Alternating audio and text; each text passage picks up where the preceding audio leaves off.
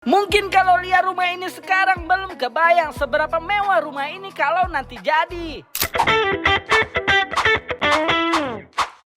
Halo Sobat Siwa, kalian harus lihat yang ini nih. Di antara rumah-rumah subsidi ada satu rumah komersil yang tampilannya itu beda dari yang lain. Yang lain ngebangun rumah subsidi tipe 40, tapi dia ngebangun rumah tipe 80 di lokasi area subsidi. Pilihan yang tepat sih menurut gua, karena di lahan subsidi pasti lahannya murah, otomatis pembangunannya juga ikut murah. Kali ini customer kita ngebangun rumah tipe 80 dengan 3 kamar, 1 di atas dan 2 di bawah. Belum masuk ke area rumah aja kita udah dihadapkan plafon yang estetik parah. Jadi aja udah secakep ini, apalagi kalau plafonnya ini udah jadi. Sekarang saya mau ngajak kalian untuk masuk ke dalam rumah ini, bagaimana sih keadaan rumah ini. Tapi karena videonya terlalu panjang, kita lanjut ke part 2 ya.